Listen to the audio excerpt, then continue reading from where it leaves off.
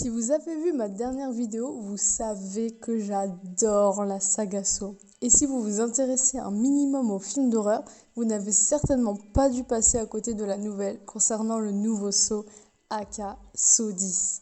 Et au vu du nombre de films et de la complexité qu'il y a à y percevoir des infos, je vais vous faire un petit récap de ce qu'il faut savoir pour ceux qui souhaiteraient aller voir le nouveau film sans se taper les 9 précédents, ou même pour ceux qui ne se rappellent plus de l'objectif de la saga, ou encore ceux qui sont perdus entre tous les flashbacks. Alors préparez-vous et attention au risque de spoil.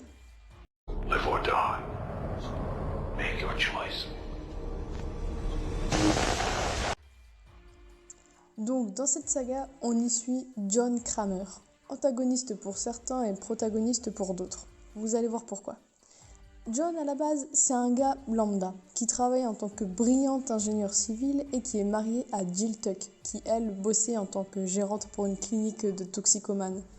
Ensemble, ils furent super heureux et attendaient même un petit garçon, qu'ils devaient prénommer Gideon. Oui, devait, car le pauvre n'a jamais vu la lumière du jour. Mais je vais y revenir dans quelques instants. Saw est connu pour sa violence et ses pièges macabres, commis par un certain Jigsaw. Bon, vous le savez sûrement, mais Jigsaw c'est John Kramer quoi. Mais il a plus ou moins ses raisons, je m'explique. Tout d'abord, il semble mener une vie paisible et enrichissante pour sa carrière. En bref, tout semble lui sourire et lui réussir. Entre sa femme qui tombe enceinte après plusieurs tentatives infructueuses, la réalisation d'un très grand projet professionnel, etc. Mais en quelques semaines, tout va s'écrouler. Jill perd son enfant à cause de Cecil Adams, un toxico de sa clinique, et par ailleurs première victime de Jigsaw.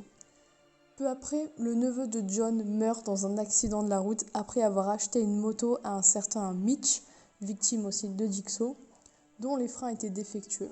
Puis il apprend de son oncologue, le docteur Lawrence Gordon, qu'il a un cancer du lobe frontal. Il se révèle que son cancer avait été repéré auparavant, mais a été diagnostiqué tardivement à cause d'une erreur de l'interne Logan Nelson, qui a changé par inadvertance sa radio avec celle d'un patient sain. La tumeur qui pouvait alors être opérée avant ne peut plus l'être à présent. Dépité par cet enchaînement de nouvelles, il décide de mettre fin à ses jours en tentant de se jeter d'une falaise avec sa voiture. Mais il survit miraculeusement. Et c'est à partir de ce moment qu'il décida de tester la nature humaine et sa volonté de vivre au travers de ses nombreux pièges, afin de faire comprendre aux gens l'importance de la vie et du respect qu'ils doivent avoir envers celle-ci. Vous vous servez de votre cancer comme une excuse pour ce que vous faites. Non. Le cancer n'est pas ce qui a déclenché mon œuvre. C'est au moment où j'ai décidé d'en finir avec la vie que mon œuvre a commencé. Ça m'a fait lui donner un sens. Ceux qui ne savent pas apprécier la vie ne méritent pas de vivre. Live or die. Make your choice. Maintenant que vous en savez un peu plus sur notre ami John, je vais vous expliquer rapidement 2-3 détails qu'il est intéressant de connaître et dont vous pourrez entendre parler dans le nouveau film. La poupée sur son tricycle, qui est maintenant la marque de fabrique de la saga, se nomme Billy. C'est John qui l'a fabriquée. Elle était destinée à la base à servir de jouet pour son futur fils, mais puisqu'il n'est jamais venu au monde, il a décidé de s'en servir pour énoncer les règles de ses pièges, tout en restant anonyme.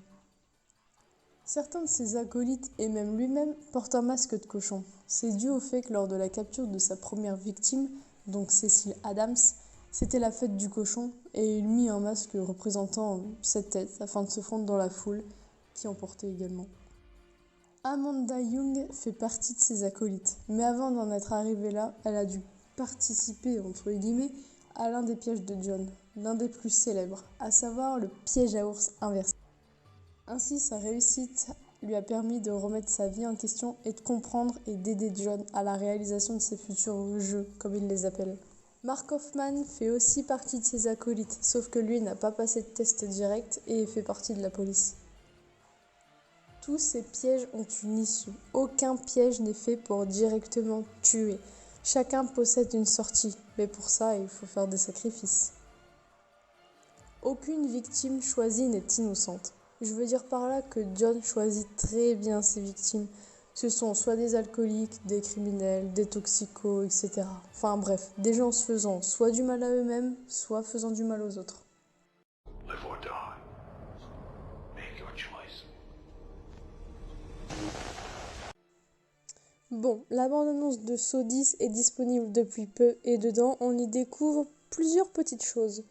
Tout d'abord, le film se déroulera entre Saw 1 et 2, donc avant la mort de John qui arrive dans Saw 3. Amanda est de retour en tant que complice de John. On la voit porter le fameux masque de cochon à la fin du trailer. Le film sera centré sur le fait que des médecins auraient trouvé un remède miracle, entre guillemets, pouvant guérir John de son cancer. Et d'après le Twitter officiel de Saw, Mark Hoffman sera de retour dans ce film. Oh, et Dieu sait qu'il y a beaucoup de fans qui l'attendaient. Voilà pour le plus important à mon avis. Si j'ai oublié des choses selon vous, n'hésitez pas à me le rectifier dans les commentaires, c'est fait pour ça. Sinon, je vous dis à très bientôt pour un nouvel épisode de 5 minutes pour une vie. Et surtout, ne cessez pas de rêver.